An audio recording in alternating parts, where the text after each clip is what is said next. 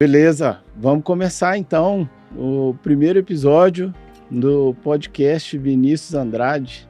Que prazer poder participar desse momento com você, doutor.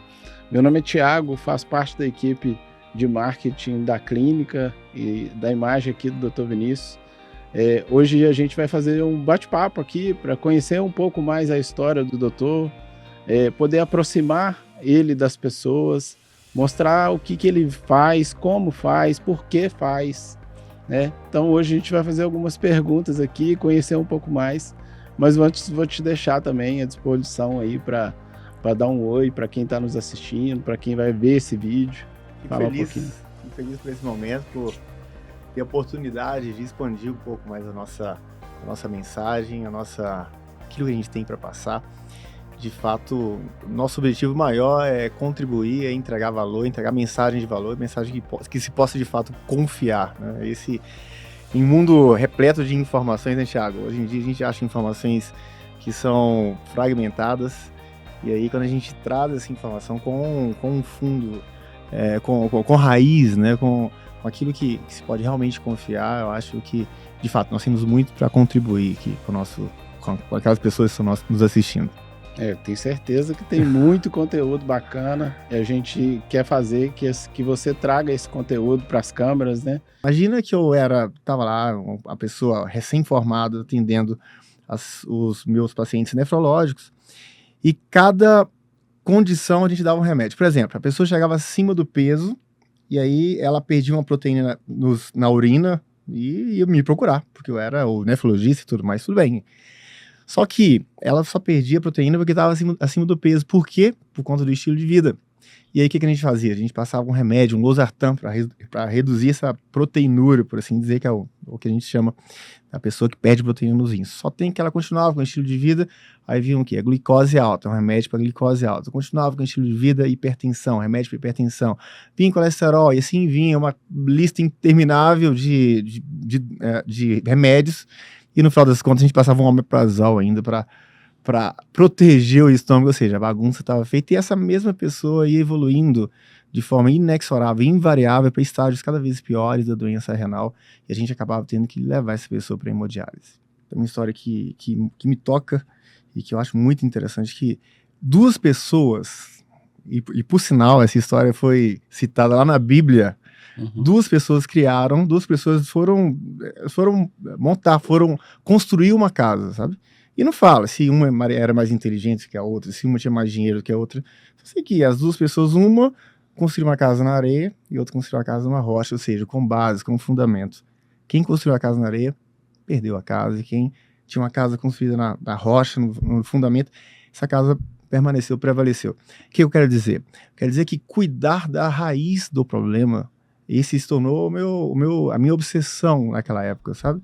E qual que era a raiz do problema? Era o estilo de vida. O estilo de vida inadequado. A pessoa que, enfim, comia de forma inadequada, a pessoa que tinha inatividade física, enfim, e tudo mais. O que eu fiz? Fiz medicina do esporte e do exercício para entender que a atividade física é realmente a raiz, e fiz nutrologia para entender que a alimentação também é cuidar da base.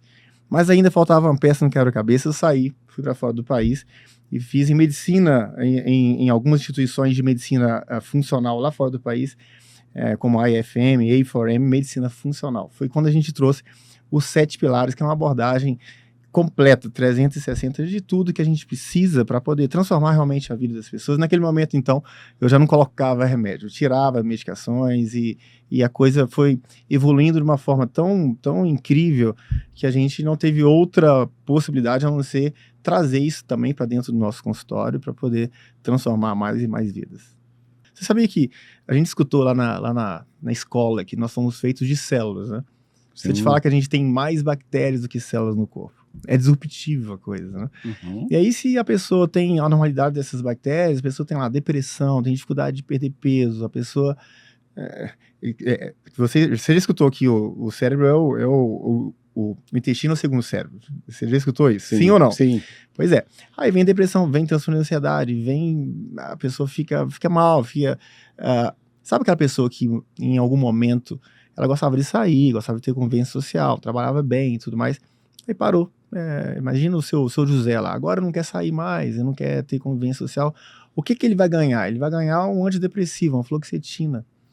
Só que o problema dele não é lá em cima nos neurônios, o problema dele é na produção da serotonina, que 90% é realizado no intestino. Imagina que você quer chegar em Florianópolis, mas tem um mapa de Recife, né? Você não vai conseguir chegar de jeito nenhum. Primeiro você tem que saber onde você quer chegar de fato e ter o mapa correto. E muitas pessoas, às vezes, estão lá na academia, fazendo exercício aeróbico, sendo que o ideal para ela não seria um exercício aeróbico, seria um exercício de resistir, de fortalecimento muscular e tudo mais. E aí a gente otimiza esse pilar no sentido de dedicar para esse paciente o melhor treino, a gente conseguir fazer um planejamento do melhor treino para esse paciente de forma que ele tenha os resultados que ele busca, que seja hipertrofia, seja emagrecimento, ou simplesmente ter uma vida mais saudável. Até 1980, não existia o que a gente conhece hoje como fígado gorduroso em pessoas que não bebiam. Aí imagina que o Thiago chega lá para o médico e mostra lá um exame e você está lá com fígado gorduroso. O médico vira e fala assim, olha, Thiago, você bebe, né? O Thiago diz, não, eu não bebo não, doutor. Aí o médico vai virar e falar assim, olha, você bebe, mas bebe escondido. Eu sei que você bebe. Ou seja, a culpa era sempre do paciente. Até que, esse mesmo período, começou a aparecer crianças com fígado gorduroso. E crianças não bebem. Não bebem. E aí, a medicina teve que fazer um meia-culpa, né? Uhum. E achar uma outra causa para aquele fígado gorduroso. E a causa são, né, os açúcares e as farinhas, os refinados, justamente por conta desse pico de insulina. A insulina sobe demais e deposita gordura, não só na região abdominal, como no fígado também. E hoje, a principal causa de transplante hepático na mulher nos Estados Unidos, e possivelmente, isso é uma pesquisa de 5 anos atrás, possivelmente agora também nos homens, principal causa de transplante hepático, ou seja, cirrose hepática, é a gordura no fígado não alcoólica. Ou seja, por conta do pão, do bolo, do biscoito, do açúcar de adição. Se essa pessoa que não cuida da base, ela toma somente um remédio, essas duas condições que quase sempre estão presentes, elas vão permanecer e vão fazer essa pessoa engordar de novo. E antes disso, vão fazer essa pessoa minar cada vez mais a saúde e a qualidade de vida. Atividade física, gente, só para vocês saberem, atividade física é igual tomar banho. Se você fica 2 dias sem tomar banho, você precisa começar de novo, porque senão você vai ficar sujo. E o que faz o ser humano ficar feliz, você sabe o que é? É a progressão. Para tudo na vida. Com seus relacionamentos, com sua vida financeira, sua vida pessoal, sua vida no trabalho. Se você progride, você quer o quê? Continuar. E aí o cara, ele chega lá sem acreditar muito e tudo mais. Então eu tenho que fazer um trabalho com ele. Nós temos nossa psicoterapeuta que nos ajuda, extremamente competente, inclusive. A gente identificou essa demanda e trouxe isso para a nossa equipe. Então a pessoa chega lá sem acreditar muito, sabe? E esse é o nosso maior desafio, fazer com que aquela pessoa acredite, porque quem acredita, de fato, toma as medidas que são realmente impactantes e vão ter resultados também impactantes nesse sentido. Essa história de tempo, o desafio, as pessoas colocam como desafio para si o tempo, sabe? Quanto tempo eles vão vai conseguir determinado objetivo. Mas depois isso não é tão importante, não é tão relevante. Na verdade, a pergunta que se torna mais relevante para elas é até quando eu consigo ir? Até quando eu consigo evoluir? Porque eu já vi que eu posso. Agora eu quero saber qual que é o meu objetivo, qual é o meu limite, inclusive, para eu melhorar o meu corpo, melhorar a minha saúde, melhorar a minha performance. Remédios, eles não revertem a raiz do problema. Os remédios, eles estão tratando um sintoma. A reversão da raiz do problema, por exemplo, da inflamação crônica, da resistência insulínica, é feito com coisas que não tem ali para comprar na farmácia. Não tem ali, eu não consigo ter patente. Por exemplo, o ácido alfa-lipóico, o cromo, o vanádio, o zinco, eu não posso patentear, porque o meu corpo já produz. A indústria não pode patentear nada que seu corpo produz. Quando a gente vai pegar a raiz das doenças, todas elas têm raiz na inflamação crônica e na resistência insulínica. E aí o médico, ele cresce, o médico vira médico e esquece disso. Por quê? Porque nós somos doutrinados pela indústria farmacêutica. E o que trata a raiz não tem como ser patenteado, entendeu? Que são atividade física, que é alimentação adequada, jejum. Você acha que a Procter & Gamble tem interesse em colocar, em disseminar que as pessoas precisam fazer jejum? Não, muito pelo contrário. Essas informações de comer de 3 em 3 horas é um absurdo, né? A informação de que nunca pode pular o café da manhã, isso também é um absurdo. E aí, o que a gente vê é, de fato, uma desconexão entre o que é ensinado ali nas residências médicas, ali nas faculdades, até mesmo porque existe um conflito de interesse. Hoje, a medicina vive realmente uma fase muito difícil. A gente tem que fazer quase que um papel investigativo lá nos supermercados. Ler bastante o rótulo. Ler bastante, quase um Sherlock Holmes para entender ele, porque ele está escondido em várias formas, né? É o agave, mel, xarope de agave, é a frutose, é a sacarose. E aí a pessoa que é leiga, ela não sabe. Então eu costumo falar com o pessoal, olha só, tudo que está num pacote, tudo que está numa prateleira, e está demorando muito tempo para estragar, não é bom, né, sabe? Porque comida de verdade estraga. Comida de verdade não fica na prateleira, né? Então, de fato, a gente tem que ficar muito atento. Tem 2 lugares distintos. Um lugar que eu gosto muito que meus pacientes vão, e um lugar que eu não gosto. O lugar que eu não gosto é uma loja de produto natural. Como assim, doutor? É verdade. Você chega na loja de produto natural, você vai olhar assim, não, esse aqui não tem glúten, vou comprar, mas não tem glúten, mas tem amido, tem uma série de outras coisas, enfim, que fazem pico de insulina da mesma forma. Por outro lado, o lugar que eu gosto é uma churrascaria. Passa picanha, beleza, manda ver. Passa lá uma alcatra, manda ver. Passa batata, não, na batata não. Principalmente para quem tá querendo emagrecer. Mas não é para todo mundo, obviamente. A batata, eventualmente, quem tá dentro do peso e quem não tem demanda metabólica, quem não precisa emagrecer, eventualmente pode comer. Mas quem quer emagrecer, de fato, procure frequentar mais a churrascaria, menos loja de produtos naturais. E quando for na churrascaria, pula a batata. O processo de extração desses óleos vegetais, eles são um processo químico, né? E aí, tanto o óleo de milho, quanto o óleo de soja, quanto o de canola, de girassol, eles sofrem, o processo de extração leva uma fração de petróleo, eles sofrem todo um processo de químico importante para se transformar em óleo. Óleos bons são extraídos a frio, como o azeite, o óleo de coco, o próprio óleo de abacate, a banha, que todo mundo tem a dúvida se banha pode ou banha, é legal. Manteiga, incrível, manteiga ghee, então melhor ainda, sabe? Então, esse tipo de óleos, sim, né? ou gorduras boas, e os óleos vegetais, realmente, eles não valem a pena serem utilizados. Posso te falar alguns mitos que eu luto desde lá atrás, que é o comer de 3 horas. Eu acho um mito absurdamente, quando eu escuto. E detalhe, até hoje a gente escuta muito, a gente vê muitos pacientes chegando, não, eu tô comendo 3 certinho, bonitinho, não perco peso. Eu fico pensando assim, é muito nonsense as pessoas querendo comer mais e perder peso, tá comendo mais vezes, então tem uma coisa errada. E depois, e tem estudos para isso, mostrando que você não precisa comer mais para você não ter fome.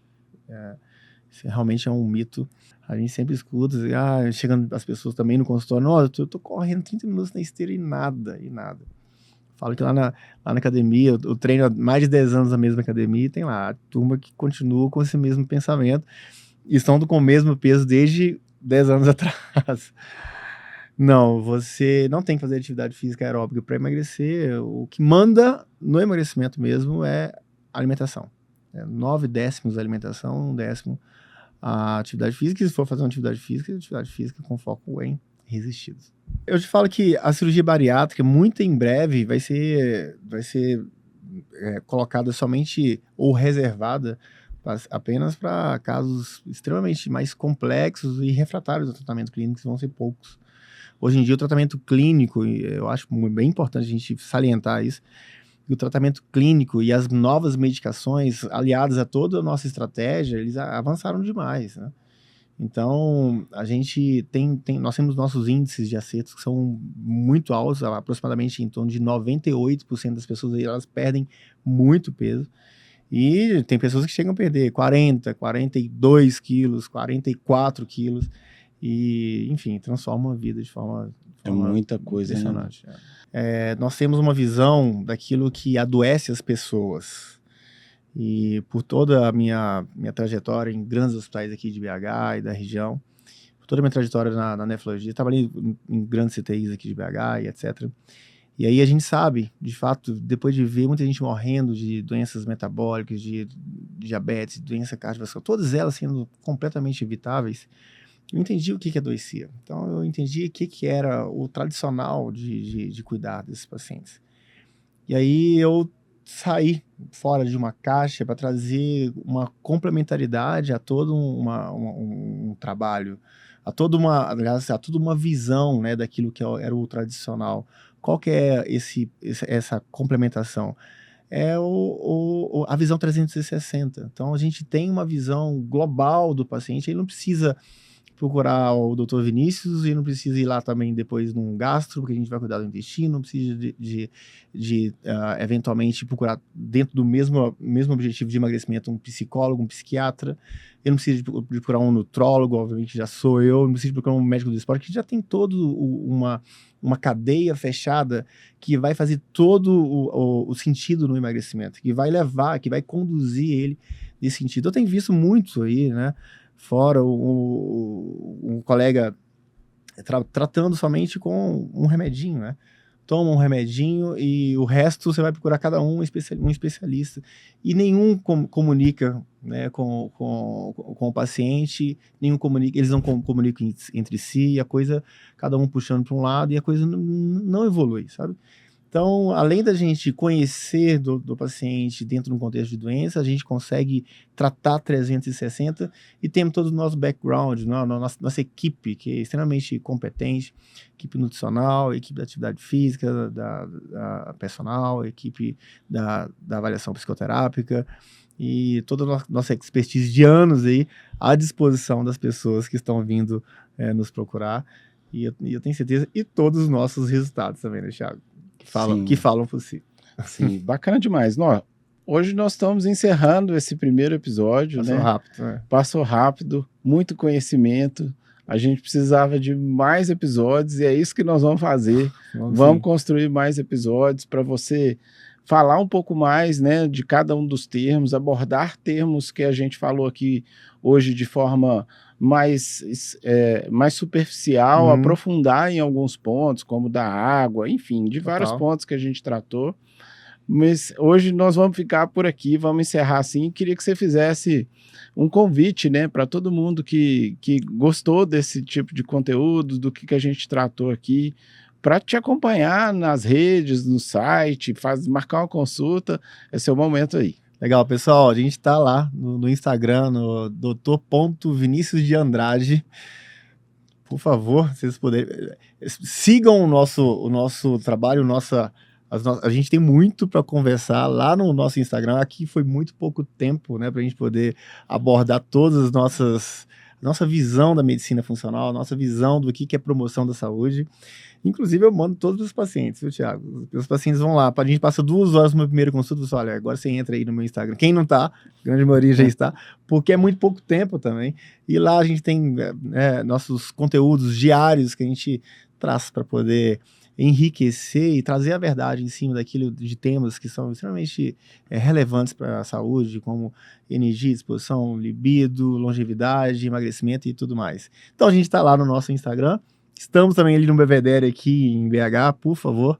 Estamos esperando a todos aqueles que têm uma visão de uma medicina além daquilo que é somente remédio, né? Uma visão da medicina que é além daquilo que é somente tratar doenças, que querem promoção da saúde, que querem ter uma vida muito mais vibrante. Estou esperando todos. E além do que você citou, do Instagram, o canal no YouTube também, Dr. Vinícius Andrade, né, o canal do YouTube. Verdade. E o nosso site também, né, drviniciusandrade.com.br. Tem um blog bem interessante. Tem um blog com bastante conteúdo. Legal, né? Bem lembrado. Valeu, abraço, doutor. muito obrigado. Obrigado.